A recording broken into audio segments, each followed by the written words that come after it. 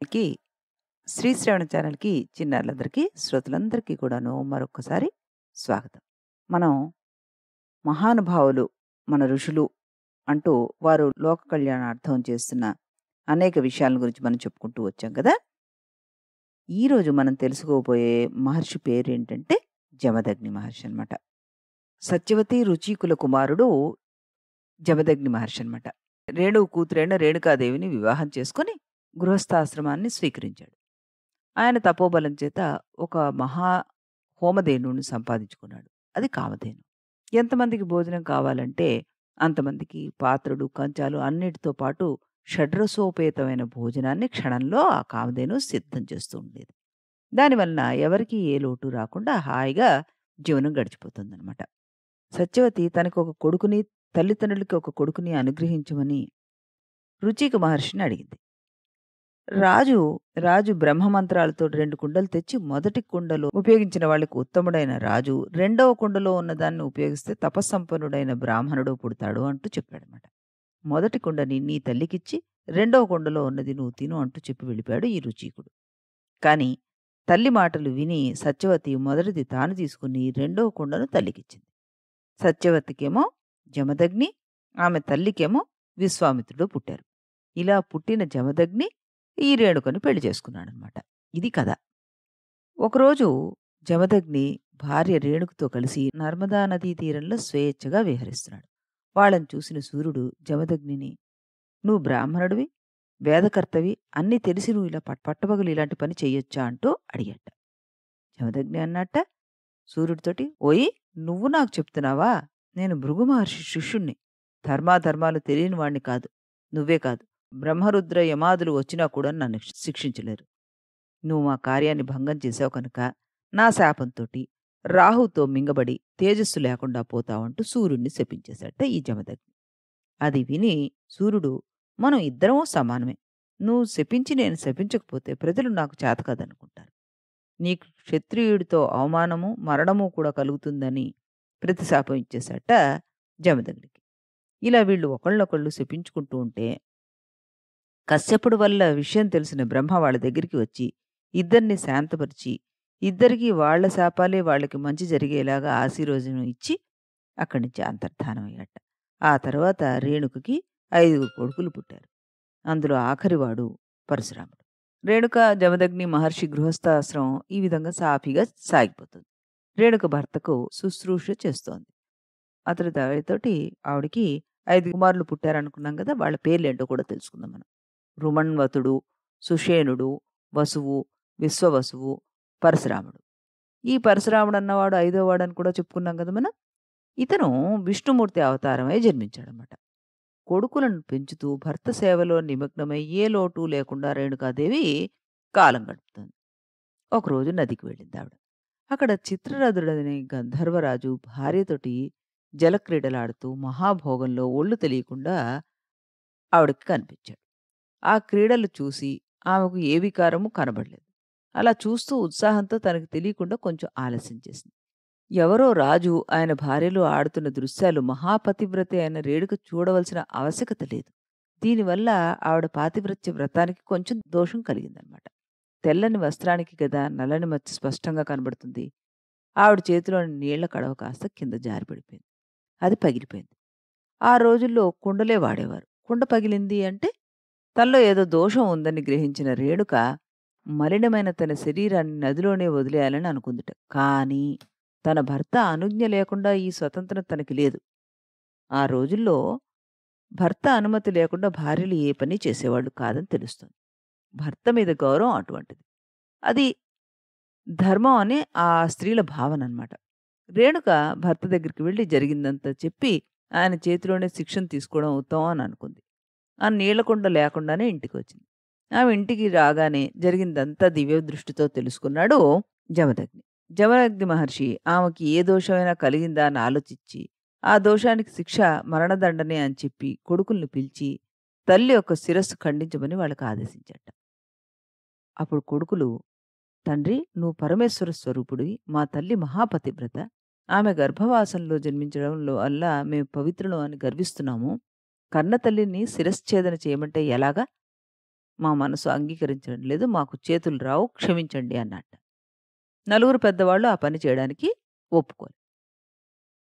ఐదవ కొడుకు పరశురాముడిని పిలిచి, "నాయనా ఇది నా ఆజ్ఞ. నీ తల్లికి శిరశ్ఛేదం చెయ్యి" అన్నట్ట. నా తండ్రి ధర్మాధర్మాలు తెలిసినవాడు. అందువల్ల నా తండ్రి ఆజ్ఞ ప్రధానం. ధర్మాధర్మాలతో నాకు నిమిత్తం లేదని చెప్పి ఆమె శిరశ్ఛేదనం చేశాడు పరశురాముడు.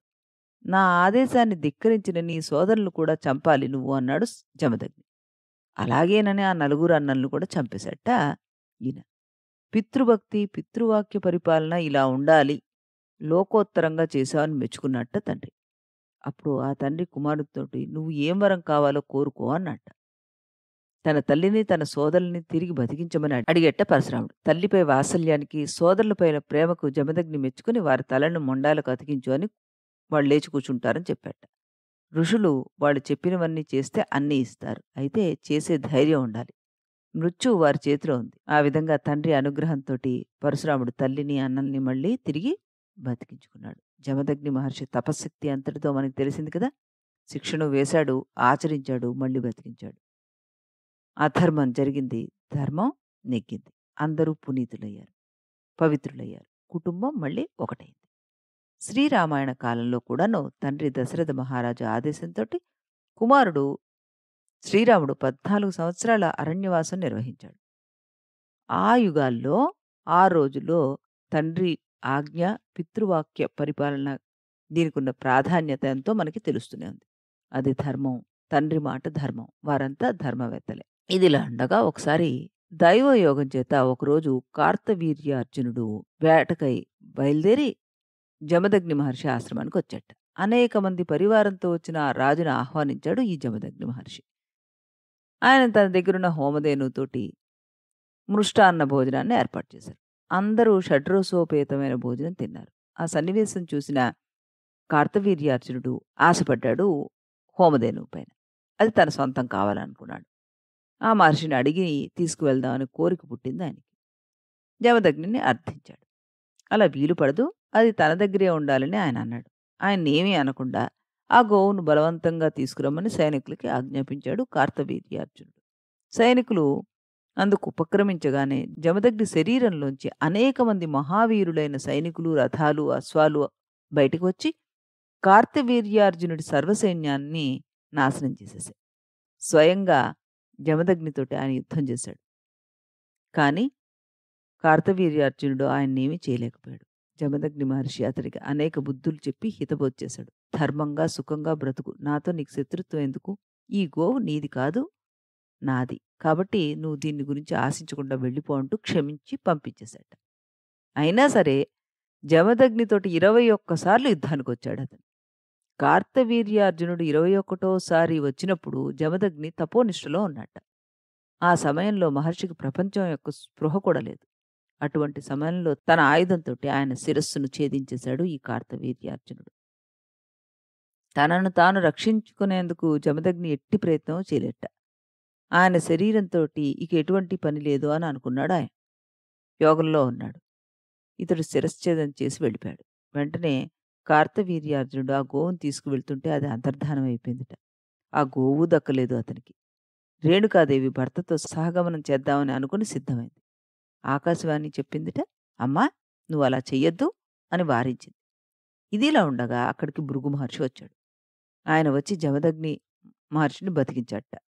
ఈ విషయం మనకి బ్రహ్మపురాణము, మహాభారతంలో కూడా రాశారని అంటుంటారు.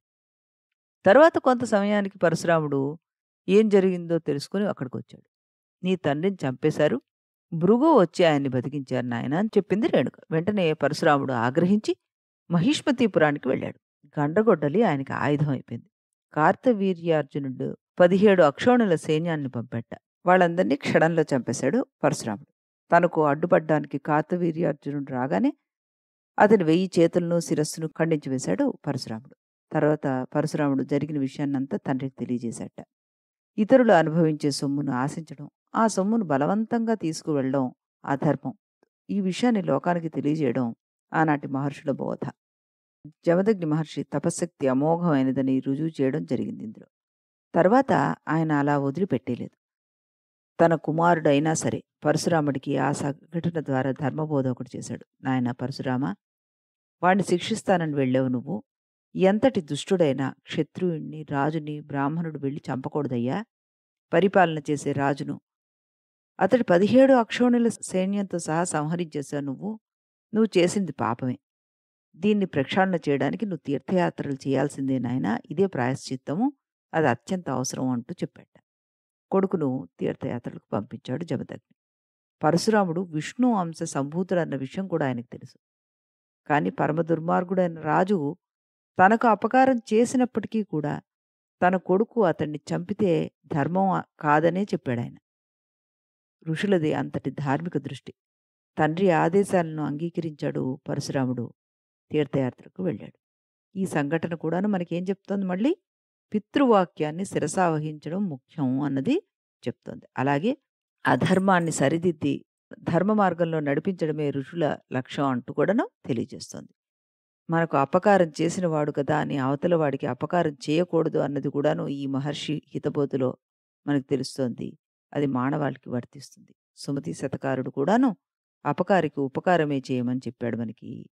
ఈ విధంగా జమదగ్ని మహానుభావులు మన మహర్షుల్లో ఒకరెందుకయ్యారో స్పష్టంగా తెలుస్తోంది. ఇంకా ఆయనకు సంబంధించిన కొన్ని విషయాలు రేపటి కథలో చెప్పుకుందాం. అంతవరకు సెలవు.